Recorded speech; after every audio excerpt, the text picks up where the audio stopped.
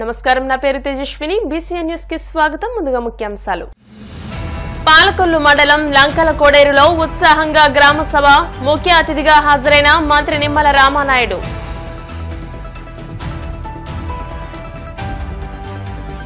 టంగుటూరి ప్రకాశం పంతులను ఆదర్శంగా తీసుకోవాలన్న కాకినాడ కలెక్టర్ షాన్ మోహన్ సగిలి.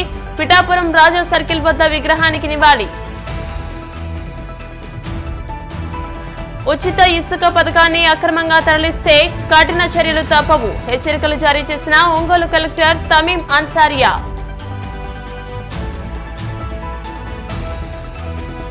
తిరుపతిలో 50 లక్షల విలువ చేసే గంజాయి స్వాధీనం. పోలీసులు తనిఖీ చేస్తుండగా పారిపోయిన 3 నిందితులు. పశ్చిమ గోదావరి జిల్లా పాలకొల్లు మండలం లంకల కోడేరు గ్రామ సభ ఉత్సాహంగా జరిగింది. ఈ సభలో ముఖ్య అతిథిగా పాల్గొన్న జలవనరుల శాఖ మంత్రి నిమ్మల రామానాయుడు మాట్లాడుతూ పంచాయతీ నిధులను గత ప్రభుత్వం దారి మళ్లించి సర్పంచుల వ్యవస్థను నిర్వీర్యం చేసిందన్నారు. గత వైసీపీ ప్రభుత్వం స్థానిక సంస్థల నడ్డి విరిస్తే కూటమి ప్రభుత్వం పంచాయతీలకు ఊపిరి పోస్తుందన్నారు.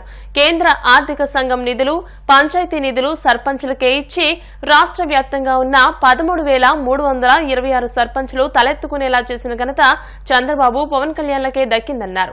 పాలన సక్రమంగా సాగాలంటే గ్రామస్తుల సమిష్టి నిర్ణయం అవసరమని, 2019కి ముందు పంచాయతీల ఆదాయం 240 కోట్లు ఉంటే ప్రస్తుతం 170 కోట్లకు పడిపోయిందని మంత్రి రామానాయుడు పేర్కొన్నారు. ఈ కార్యక్రమంలో మాజీ ఎమ్మెల్సీ అంగర రామ్మోహన్, కలెక్టర్ చదలవాడ నాగరాణి, కూటమి నాయకులు పాల్గొన్నారు. ఏదైతే కుళాయిల ద్వారా మాకు వచ్చేటువంటి నీరు కల్లాపేసుకోవడానికో మొక్కలకి నీళ్లు వేసుకోవడానికో పనిచేస్తుంది. ఆఖరికి వైట్ రైస్ అన్నం వండుకోవాలన్నా కూడా ఆ రైస్ రంగు కూడా తెల్లగా ఉండట్లేదు. ఆ నీళ్లు రంగుని బట్టి అది కూడా రంగు మారిపోతుందని చెప్పినటువంటి పరిస్థితి ప్రతి గ్రామంలోనూ ప్రతి ఓడలోనూ కూడా.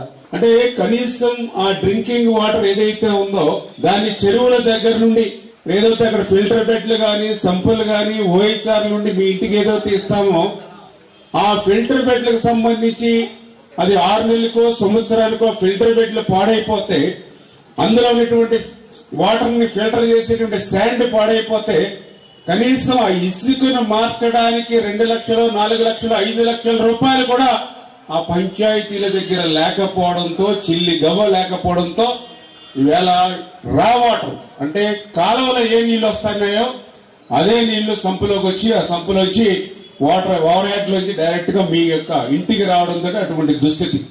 చాలా మంచి రోజు. మహాత్మా గాంధీ గ్రామీణ ఉపాధి హామీ పథకం పెట్టి దాదాపు 20 సంవత్సరాలుగా వస్తుంది.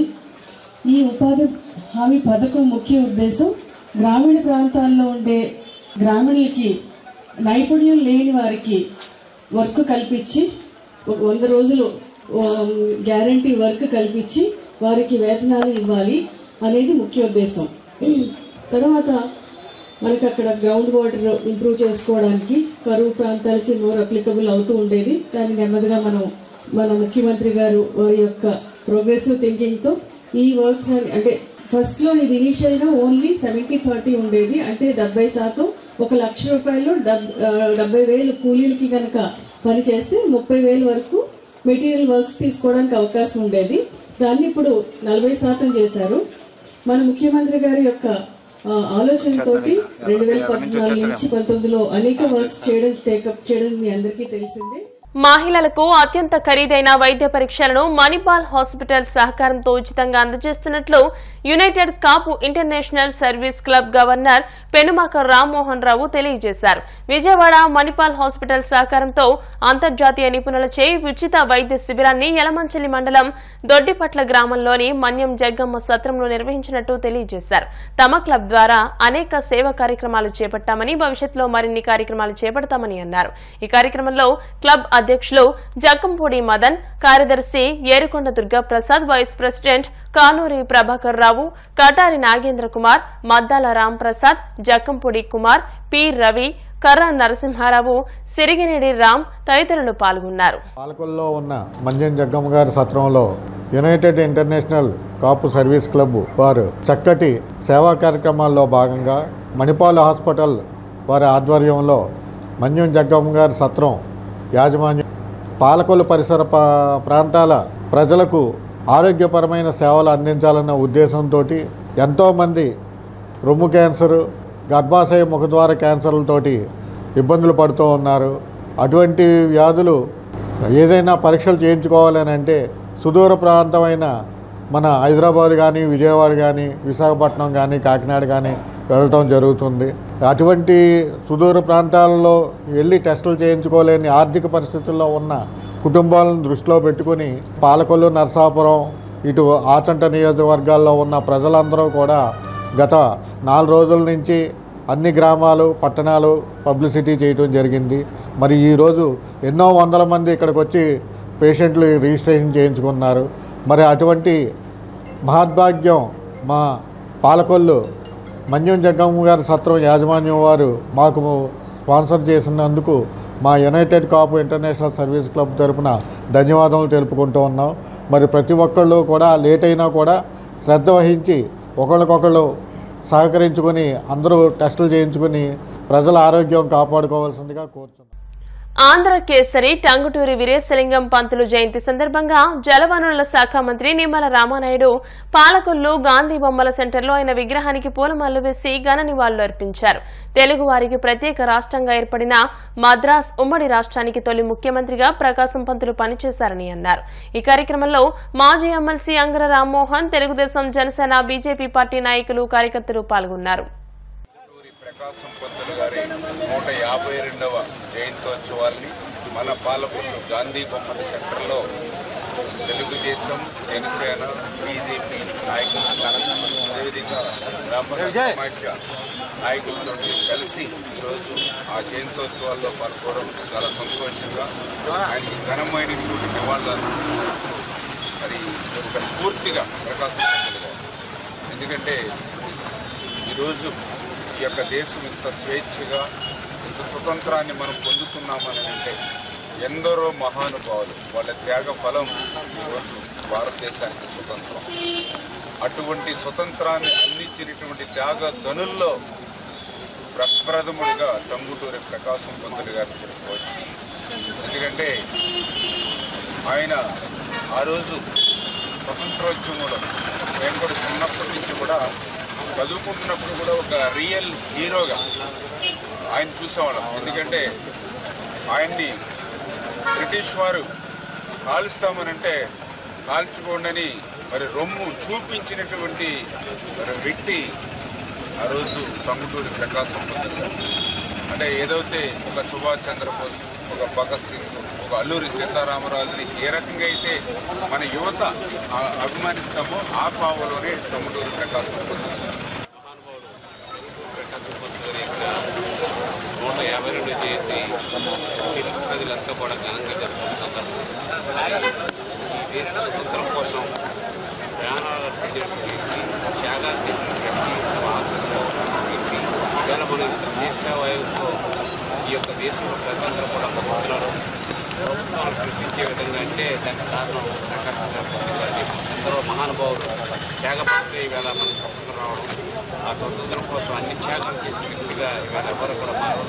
ప్రభుత్వ పరంగా కూడా ఈవేళ ఎన్డీఏ ప్రభుత్వం కూడా అఫీషియల్గా కూడా ప్రకాశం పంతులు గారి యొక్క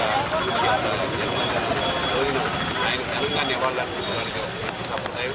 భావితరాల వారు కూడా ఇటువంటి సమరయోధుడిని ప్రకాశం పంతులు గారి వ్యక్తిని ఎప్పుడు కూడా మరవకూడదని, మనవరని ఈ సందర్భంగా ఆయనకి నివాళులర్పించే అవకాశం కల్పించినందుకు స్వాతంత్ర సమరయోధుడు ఆంధ్ర కేసరి టంగుటూరి ప్రకాశం పంతులు ఆంధ్ర రాష్ట్ర తొలి ముఖ్యమంత్రిగా విశేష సేవలందించారని కలెక్టర్ షాన్ మోహన్ సగిలి పేర్కొన్నారు. శుక్రవారం ఆంధ్ర కేసరి టంగుటూరి ప్రకాశం పంతులు జయంతిని పురస్కరించుకుని కాకినాడ జిల్లా పిఠాపురం రాజా సర్కిల్ వద్ద ఉన్న అమర జవాన్ పార్క్లోని ఆయన విగ్రహానికి పూలమాలలు వేసి నివాళులర్పించారు. ఈ సందర్భంగా కలెక్టర్ మాట్లాడుతూ స్వాతంత్ర పోరాటంలో భాగంగా నిర్వహించిన సైమన్ కమిషన్ వ్యతిరేక పోరాటం, సత్యాగ్రహం, క్విట్ ఇండియా వంటి ఉద్యమాల్లో టంగుటూరి ప్రకాశం పంతులు చూపిన ధైర్య సాహసాలు అమూల్యమైనవన్నారు. విద్యార్థుల్లో స్ఫూర్తిని నింపేందుకు టంగుటూరి ప్రకాశం పంతులు జయంతిని నిర్వహించినట్లు కలెక్టర్ తెలియజేశారు. ఈ కార్యక్రమంలో జిల్లా వెనుకబడిన సంక్షేమ శాఖ అధికారి ఎం లల్లి, కాకినాడ అర్బన్ తహసీల్దార్ జితేంద్ర, సెట్రాజ్ మేనేజర్ కె కాశీ విశ్వేశ్వరరావు తదితరులు పాల్గొన్నారు. జయంతి సందర్భంగా 147th సందర్భంగా ఇక్కడ కాకినాడ పెద్ద కూడల్లో ఇవాళ ఆయన జయంతిని పురస్కరించుకొని ఆయన విగ్రహానికి ఈరోజు మనం సత్కరించుకోవడం పిల్లల సమక్షంలో స్టాఫ్ సమక్షంలో ఇవాళ ఆయన చేసిన గొప్ప స్టేట్ ఇన్ఫర్మేషన్ అయిన తర్వాత ఫస్ట్ విధి విధానాలు అయిన తర్వాత ఎస్టాబ్లిష్మెంట్ చేయడంలో ఆయన పాత్ర అందరూ గుర్తుంచుకోవాలి. ప్రతి ఇయర్ ఇలా చేసుకోవడంతో అట్లీస్ట్ ఆయన చేసిన దాంట్లో కొంతవరకైనా ప్రతి జనరేషన్కి తెలుసుకుంటుంది. అండ్ ప్రతి స్కూల్లో తర్వాత ప్రతి కాలేజ్లో ఇవాళ అందరికీ ప్రాముఖ్యత గురించి యాడ్ చేసిన కార్యక్రమాలు వాళ్ళ స్కూల్ వచ్చే ప్రయత్నం జరుగుతుంది. అండ్ చేసిన వాళ్ళందరికీ డిపార్ట్మెంట్ వారికి ప్రభుత్వం ఉచితంగా అందజేసే ఇసుకను అక్రమంగా తరలిస్తే కఠిన చర్యలు తప్పవని ఒంగోలు కలెక్టర్ తమీం అన్సారియా హెచ్చరించారు. ప్రకాశం భవన్లో జరిగిన మీడియా సమావేశంలో కలెక్టర్ మాట్లాడుతూ వచ్చే నెల 11వ తేదీ నుంచి ఉచిత ఇసుక నూతన విధానం అమల్లోకి రానుందని తెలియజేశారు. అప్పటి వరకు జరుగుమల్లి మండలం చతుకుపాడు స్టాక్ పాయింట్లో 4000 టన్నుల ఇసుక అందుబాటులో ఉందని, వినియోగదారులు అక్కడి నుండి రవాణా చేసుకునేందుకు సమీపంలో ఉన్న సచివాలయంలో బుక్ చేసుకోవాలని సూచించారు. ఫ్రీ శాండ్ పాలసీని ఇంప్లిమెంట్ చేయడంలో ప్రజల కోసం ఇవి అన్నీ కూడా ప్రాపర్గా చేయడానికి కొన్ని కొత్త గైడ్లైన్స్ మనకు departments of mines and geology నుంచి ఇవ్వడం జరిగింది. సో మీ అందరికి కూడా తెలుసు, మన ప్రకాశం జిల్లాలో 3 స్టాక్ పాయింట్స్ ఉన్నాయి. ఒంగోలు 2, దెన్ జరుగుమల్లిలో 2 ఉన్నాయి. మనము ఈ ఫ్రీ శాండ్ పాలసీ ద్వారా శాండ్ డిస్ట్రిబ్యూషన్ స్టార్ట్ చేసినప్పుడు మనకు ఉన్న శాండ్ క్వాంటిటీ 53,000 మెట్రిక్ టన్స్ ఉన్నాయి. దానికి కూడా ఇప్పుడు లోడింగ్ అండ్ బుకింగ్ అనేది సెపరేట్ చేయడం జరిగింది. అంటే దానికి పక్కన ఉన్న సచివాలయంలోనే చతుకుపాడు సచివాలయంలో మీరు ఎవరైతే ప్రజలకు శాండ్ కావాలో మీరు అక్కడికి వెళ్ళి బుకింగ్ చేసుకోవచ్చు. బుకింగ్ చేసుకున్నప్పుడే మీకు ఒక స్టాండర్డైజ్ ఇన్వాయిస్ ఇవ్వడం జరుగుతుంది. ఆ ఇన్వాయిస్లో కన్స్యూమర్ ఫోన్ నంబర్, తర్వాత ఏ వెహికల్లో మీరు ట్రాన్స్పోర్ట్ చేస్తారో వెహికల్ నంబర్, తర్వాత ప్రతి ఒక్క వెహికల్ కూడా ఒక డెసిగ్నేటెడ్ స్లాట్ అనేది ఇవ్వడం జరుగుతుంది. ఆ స్లాట్ అనేది ఫర్ 2 hours ఇవ్వడం జరుగుతుంది. ఏ వెహికల్స్ దగ్గర ఈ ఇన్వాయిస్ ఉన్నాయో ఆ వెహికల్స్ మాత్రమే మనకున్న సప్లై పాయింట్లో ఒక చెక్ పోస్ట్ పెట్టి దాంట్లో పోలీస్ డిపార్ట్మెంట్ నుంచి ఉంటారు. They will regularize the movement of vehicles. Complaints వచ్చిన వెంటనే దానికి మనము ఎంక్వైరీ చేసి we will take necessary action. అదేవిధంగా ఇక్కడ మనకు 3rd order రీచెస్ ఉన్నాయి. పాలేరు, గుండ్లకమ్మ, మూసీ రివర్స్. ఇక్కడ ఉన్న రీచెస్లో కూడా మనం ఇప్పుడైతే అక్కడ శాండ్ తీసుకోవడానికి అయితే పర్మిషన్ లేదు. సో ఎక్కడైనా మనకు ఇల్లీగల్గా శాండ్ ఎక్స్కవేషన్ జరుగుతుంది అని వస్తే మనము కఠిన చర్యలు మేము తీసుకుంటాం. ప్రభుత్వం కోరుకుంటున్నటువంటి ఉచిత ఇసుక విధానానికి గైడ్లైన్స్ ఇవ్వడం జరిగింది. అందులో భాగంగా సెప్టెంబర్ 11 మెయిన్ పాలసీ వస్తుంది. ఈ లోపల కొన్ని గైడ్లైన్స్ ఇవ్వడం జరిగింది. కలెక్టర్ గారు ఎక్స్ప్లెయిన్ చేశారు. ముఖ్యంగా ఈ యొక్క ట్రాన్స్పోర్టర్స్ ఎవరున్నారో, అలాగే ఈ యొక్క నదుల దగ్గర ఇసుకలు తీసేవాళ్ళు ఎవరున్నారో అవన్నీ ఎలా బుక్ చేసుకోవాలో చెప్పారు. ఈ ట్రాన్స్పోర్టర్స్ కూడా వాళ్ళు బుక్ చేసుకున్న తర్వాత వాళ్ళకి యూనిక్ నంబర్ వస్తుంది. ఆ నంబర్ తీసుకున్న తర్వాతనే రీచెస్ దగ్గరికి రావాలి. అదర్వైజ్ వాళ్ళు రీచెస్కి నంబర్ లేకుండా, అలాట్ లేకుండా వెయిటింగ్లో వచ్చి అక్కడ ఉండడం అనాథరైజ్డ్ ఎంట్రీ అవుతుంది అది. అలాగే ఈ దొంగ ఇసుక ప్లాన్ చేయటం, తీసుకెళ్ళటం ఇలాంటివి కానీ చేస్తే వాళ్ళకి కేసులు, అలాగే పీడీ యాక్ట్లు వేస్తాం ఖచ్చితంగా.